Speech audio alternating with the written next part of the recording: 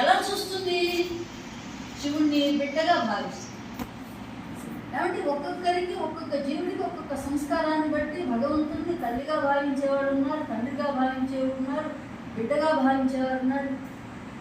నాకైతే నాకు తండ్రిగా ఎక్కువగా నేను భావన చేస్తుంటాను భగవంతుడు. నాకు అది ఎందుకు ఇష్టం అంటే నాకు మా తండ్రి గారంటే ఇష్టం. అందువల్ల నాకు ఆ తండ్రి భావంతో నేను చూస్తూ ఉంటాను. అది నా సంస్కారం.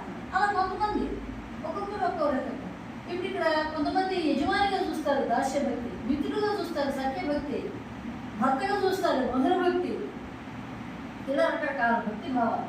ఈవిడ పాప వాత్సల్య భక్తితో ఆయన తన బిడ్డగా భావించి, అయ్యో శివుడికి తల్లి లేదే, శివుడికి తల్లి ఉంటే తన మెళ్ళో హారాలు వేసుకుని తిరగనిచ్చేదా, పాముల హారాలు శ్మశానంలో ఉండనిచ్చేదా, ఏమంటే ఇక్కడ తోలు కప్పుకొని తిరగనిచ్చేదా, ఎత్తు మీద తిరగనిచ్చేదా, ఏంటిది తల్లి లేకపోబట్టి కదా ఇలాగా నేను ఇట్లా అయిపోయాడు అని చెప్పేసి చాలా బాధపడుతుంది. అంటే ఆవిడ ఆర్ద్రత మనం చూసామంటే మన మనసులో ఆర్ద్రమైపోతుంది. నిజమే కదా ఆమె చెప్పింది అని చెప్పేసి ఆవిడ భావంలో మనం చెప్పుకోవాలంటే, తల్లి పాముల నేల ధరయంపనిచ్చు, తల్లి బూడిద ఏల తా పూయనిచ్చు, తల్లి పుచ్చుని భూమి తనయుని తిరియ, తల్లి పుచ్చునెస్తూ వల్లకాటి తిని. తల్లి అనేది ఉంటే ఉంటుందా బిడ్డ పరిస్థితి? తల్లి కలిగిన ఏల తపసి కానిచ్చు, తల్లి కలిగిన ఏల తల జడలు కట్టు, తల్లి కలిగిన విషము ద్రావనే నిచ్చు, తల్లి పుట్టిన తోళ్ళు దోపనే నిచ్చు. ఒక పెళ్లి పేరెంట్ అన్నీ చేసి తల్లి ఆనందపడుతుంది కదా, బిడ్డకింత అన్నం పెట్టుకుంటుంది, చక్కగా ఇవన్నీ చేస్తుంది కదా. ఇవన్నీ ఏమీ లేదే.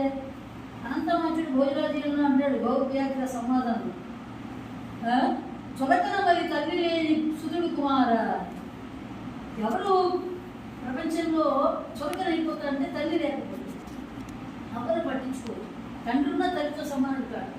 కాబట్టి చులకన మరి తల్లి లేని సుతుడు కుమార అని ఆయన అన్నట్టుగా ఇక్కడ ఈయన కూడా అందరికీ చులకనైపోయినాడే అనేటువంటి భావనలతో ఆ విజమహాదేవి బాధపడుతుంది.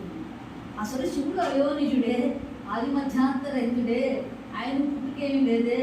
ఇవన్నీ మనకి తెలిసివే, మనకు తెలుసు. కానీ ఆ సందర్భంలో ఆ విజమహాదేవి భావాలు చదువుతుంటే నిజమే కదా, ఈవిడ అనుకున్న దానికి తప్పే ఉంది అని అనిపిస్తుంది.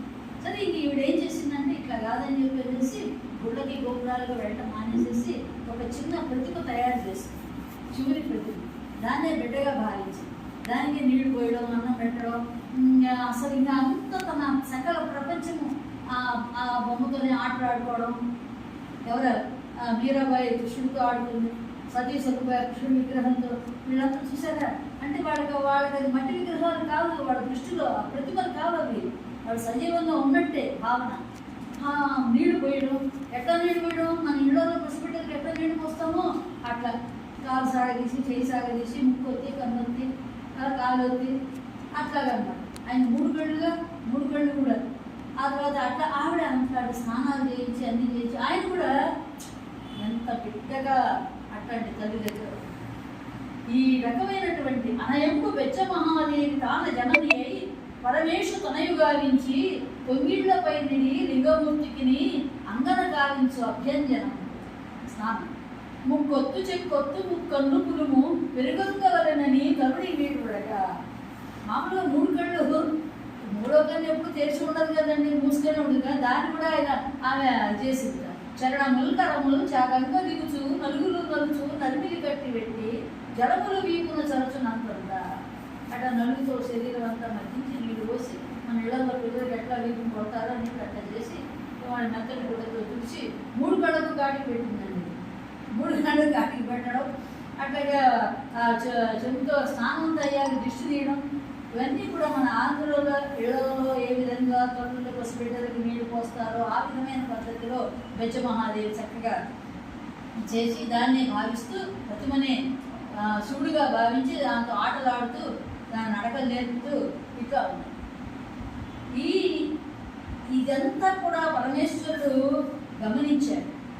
ఎప్పుడైతే పరమేశ్వరుడు వీళ్ళ యొక్క భక్తికి పరీక్ష పెట్టదలుచుకుంటాడో అప్పుడు వాళ్ళ భక్తి నికషోపరం. అంటే పరీక్ష పెడితేనే భక్తి యొక్క గొప్పతనం ఇంకా బయటకు వస్తుంది అన్నమాట. అదే రకంగా ఈయన పరీక్ష పెట్టి పొంగులాగా ఆమె చుట్టూ తిరిగేటువంటి ఆ బిడ్డడు, ఆ పరమేశ్వరుడు ఒకరోజు అన్నం తినడం మానేసి పాలు తాగలేదు, వెన్న తినలేదు, ఏమీ లేదు, ముందు పెట్టి కూర్చున్నాడు. ఏమిటయ్యా ఇట్లా ఉన్నావు, ఒంట్లో బాగలేదా అని ఆవిడ రకరకాలైనటువంటి ఉపచారాలన్నీ చేసింది. వాడు పెదాలు బిగించి కూర్చున్నాడు, ఏమి తినకుండా. ఇక ఈవిడ బాధ చెప్పనలవి కాని బాధ. ఏది ఎవరైనా ఏది పెడతారు తింటారే, మాంసాహారం తిన్నది తీసుకొచ్చి మాంసాహారం పెడితే తిన్నాను నువ్వు అందరు నేను ఎత్తి మీదకి ఎత్తికి తిరుగుతూ ఉంటావు, ఎక్కించుకుంటావు, ఎక్కడెక్కడ తిరిగావో ఏమిటో దిష్టి తగిలి ఉంటుంది. మాట్లాడితే ప్రతి తల్లి కూడా బాగాలేదంటే పిల్లలకు ముందు దిష్టి తీసుకోమంట.